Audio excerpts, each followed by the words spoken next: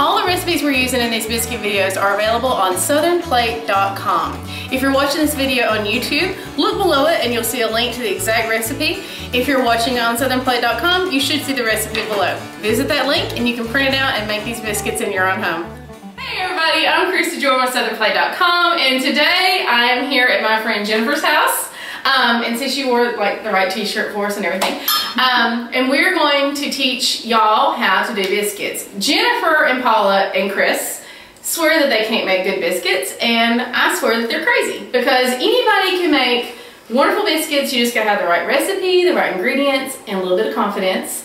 And you know, in the old days, our mothers and grandmothers made these perfect biscuits, and they had somebody that showed them how to do it, and that's all we need. So that's what I'm going to do today. So we have my friend Paula here from akajanerandom.com. She has a really funny blog, and she blogs about me sometimes, which is awesome. And this is Jennifer, and Jennifer used to work with my husband, and her daughter is my daughter's a really good friend. They're actually out on the trampoline, so they may come in and interrupt us at some point. And this is Chris. And Chris, you're going to tell us about yourself. You brought your curls. I did. I'm trying to channel my Southern baker within. She's the only one that's taking this seriously. So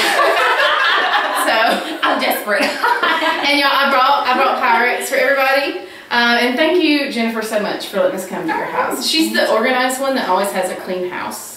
So we decided to come in.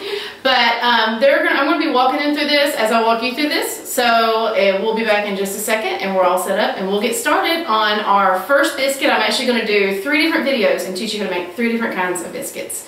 So we'll see you soon. Bye.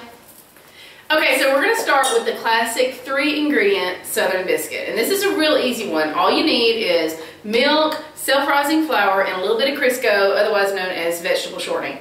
Now, flour is important. You need a nice, soft winter wheat flour, which that's what we're using White Lily. White Lily self-rising. There are other flours you can experiment that will work fine, but flours are very different by region. And so to start out with, to make sure you have that immediate success that I want you to have, let's go ahead and pick up some self-rising White Lily. That's what I make everybody get. I send out a text. I'm like, you need to all bring a 5-pound sack of self-rising flour. Then we'll use an all vegetable shortening, a solid shortening, and this is our classic recipe, and we're going to use some milk. Now you can use regular milk, you can use 2% if you want. Buttermilk is the best because it's going to make your biscuit rise a little better. It's also going to make it more tender.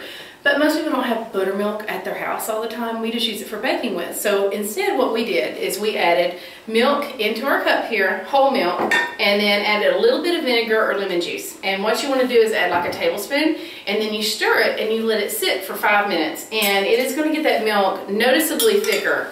It kind of clabbers it, you know, like buttermilk. So we have created our own buttermilk. So for starters, we've got everybody waiting over here. What we're going to do, and I put my self-rising flour in here, is we're going to put 2 cups of flour in our bowl. And the correct way, I'm going to show you the correct way to measure flour, then I'm going to show you how I measure flour. Jennifer's like, I'm going to do it wrong. Okay, so the correct way to measure flour is light and fluffy and level it off with a knife, okay? And you should always do things the correct way. Do as I say, don't do as I do. Now what I do is I just kind of beat on a little bit, get it kind of right. All right, that's a cup, you know. So we put 2 cups of flour in there. And then we've got just a 1/4 cup of Crisco. We call it Crisco no matter what brand it is. You know, it's just a thing. But I am actually using Crisco today. So we're going to put that in there. And Jennifer was very smart. She thought ahead and got the little Crisco sticks for everybody, so they don't have to measure theirs. And then we need to cut this into here. So we can use a fork, or we can use one of these. I spent most of my life using a fork. Arthritis and old age have me now using this. So what we're going to do, when I say cut this in there, let me show you. See, it's already got it. We're just going to keep going like this. And until that shortening is cut up in tiny little pieces in there. And it's really just going to kind of look like a single mixture there. Now, some of the cookbooks and stuff are going to tell you cut it until it resembles peas. And that's the stupidest thing I've ever heard in my life. I have never once seen this resemble peas. It kind of looks like a thick mealy flour when you're done. See, mine's done here. And they have forks too, so I I'm cheating and using the easy thing. But let me show you what this looks like when it's cut into here. So if you can zoom in, my husband's on the camera. Y'all, we're a very high-tech operation. So zoom in and see what it looks like. See that right there? Just kind of, you know, it's not as fine as flour. It looks a little thicker, a little mealy in there, you know. And then we got it done. Okay. So we've got our shortening cut into our flour, and all we're going to do now is we're going to take a big spoon and we're going to just kind of slowly pour our milk while we stir. There's, you know, you're going to use all that milk in there. And sometimes, you know, flour is different. I mean, sometimes your flour ends up, your dough ends up a little dry. Sometimes it ends up a little wet. This ain't hard. If it ends up a little dry, add just a touch more milk, tablespoon or two. If it ends up a little wet, add a little more flour. You know, it's pretty easy. So see, my dough is a little too wet here. So I'm going to add a little more flour to this. My dough is just a bit too wet. And the measurements on this milk is 1/2 to 3/4 of a cup. We should have started with 1/2. But, you know, I like to just dive on in there. And you need to know how to modify and how to adapt and go with it. So I added, if y'all need to, y'all's looking pretty thick, pretty good. If y'all need to add, see, look at Paula, just add like a sprinkling of flour to it. That's perfect. Okay, so I've got mine. This is what it should look like. This is kind of our dough that's ready now. And it might be a little bit wetter than this. It shouldn't be much drier than this though. Is it right when it starts pulling away from the bowl? If it yes, it'll start pulling away and form like a clump of dough there. And now, what we're going to do is we're just going to put a little bit of flour on our surface. Now this is the part where you can use a rolling pin if you want. I just kind of, sometimes I use a rolling pin, I usually just kind of pat it out. And just dump your biscuit dough on it. Let a poof of flour go up. Okay, now we've got something important to remember here. We've got to knead our dough a little bit. But with biscuits, if you knead it too much, you're going to have hockey pucks. So I remember it this way, okay? This is how I tell people. In biscuits, as in relationships, it's never a good idea to be too needy. Okay? Nice. So I've got mine here. Let me move this so y'all can kind of see what I'm doing. I've got my dough here. And I'm going to just sprinkle a little more flour on it. And all I'm going to do is kind of push it into a ball. And then flip it over, and then kind of pat it out. Then I'm going to push into a ball again, and then just kind of pat it out, you know? And then we'll put it into a ball, and I'm good. I don't even need that anymore. So this is the part where you can pat it out if you, I mean, you can roll it, but I'm just going to pat it out. And, you know, it's really up to you how much you want to pat it out, how thick you want them. I like mine to be almost kind of 1/2 inch, you know? So this is just enough biscuits, I think, for a small family. If you're making biscuits for a crowd or you got company, then you want to double this recipe. So that's a good little setup right there for my biscuit. Now, we call these Swanky Swigs. They're from, like, these are actually new, but they made them in the 30s and they had the cute little cartoon character stuff. So juice glasses make a perfect biscuit cutter. So what you want to do is dip it, and listen, we don't, this is like flour. We don't want to twist when we're going up. We just want to go straight down and straight up, okay? And we want to kind of dip this a little bit, and then we're just going to straight up, straight down, and then dip it again, and that's going to keep it from sticking there. And make a good, you know, kind of push really hard so you got a good cut. I was always a twister, so.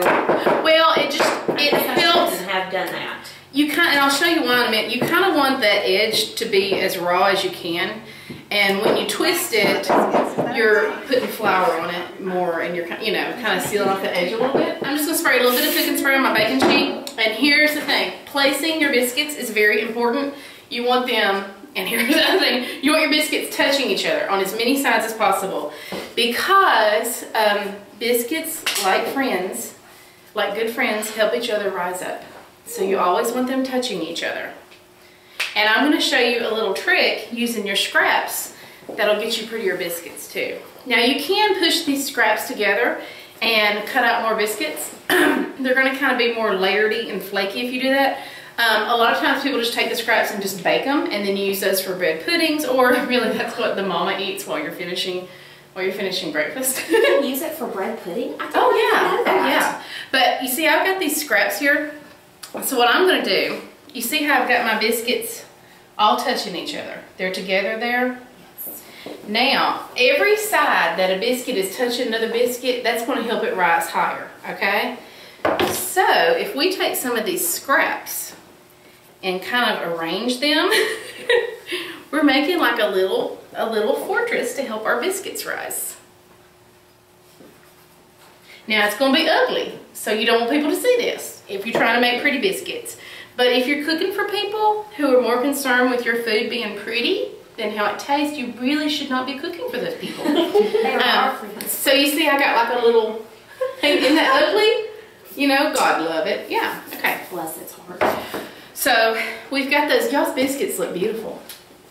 Those are gorgeous. I've never made biscuits like that before. They are absolutely perfect. So see, if you want to, Chris, you can pat out your dough. You can pat out your dough again. Okay. You don't want to pat it out. I mean, pat it out one time, but don't pat it out anymore. You know, an extra time. Okay. You don't want to pat it out too much. Now, what I'm going to do, see, I hate to, all this stuff. I'm not going to pat mine out. I'm just going to put this on here, and we're going to eat this. You know, a more efficient way to make biscuits is to use a pizza cutter and to actually just cut them into squares. It's much more efficient, you don't waste any dough, and they fit together perfectly and rise really well. But if you're from the South and serve your family square biscuits, they just look at you very funny. It does not go over well. I've tried making square biscuits and they're just like, Mama, what did you do? So Southerners don't see the logic in it. But I've got all my little dough there. And I've got my extra dough there because I'm not wasting this. I will save this dough that I'm cooking up, these other biscuits, the little scraps. I'll save those. I'll let them cool completely and put them in a Ziploc bag and put them in the freezer. And you can use those for breadcrumbs, or I will make a bread pudding out of them. I have a really good Southern bread pudding recipe on Southern Plate that's to die for. So we're going to bake these in the oven at 500, and it's not going to take long. We're going to bake them really high heat because we want them to be kind of crunchy on the outside. We want them to get nice and brown and be soft and tender on the inside and rise up pretty quickly. So now we're putting everybody's biscuits in the oven. We're using a 500-degree oven, very hot oven like I said previously, and we're going to cook these for 8 to 10 minutes. So you have to watch them kind of close because they'll be done in a flash. But that's really great when you have family members that are waiting for warm homemade biscuits. So we'll see you in just a few minutes and we'll show you how everybody's biscuits turned out. Okay, so we're back now. We've got our classic 3-ingredient biscuits. This is just your basic biscuit. It's a very soft, tender biscuit. It's also good for sausage and bacon. It's a good breakfast biscuit. They make excellent bread pudding. And Paula, you get extra credit. Paula used her scraps to make a heart. So this is a great biscuit to have. This is what the standard recipe that everybody needs to know. And like you see, some of them, they rose really, well, they all rose really high because we put them close together. So they rose up and they're tender. We made smaller biscuits because that was the size of our glasses. You can do biscuits this big, you know, make them big as your head if you want to. But I tend to make them like this. That way I end up with more biscuits for my family. And this is about the right size for a sausage patty. So I hope this helped you. If you have any questions, feel free to leave them under this video and we'll be glad to answer them. Special thanks to Paula, Jennifer, and Chris for making perfect biscuits and making me look like I actually know how to teach people how to do it. So we'll see y'all on southernplate.com. Thank you. Bye. Yeah. I dance with my eyes. I dance with my lips. I dance with my hands and I wiggle my hips. Hey, can I have some of that tea? It does look good. Okay, are you recording? Yeah. Yours looks great.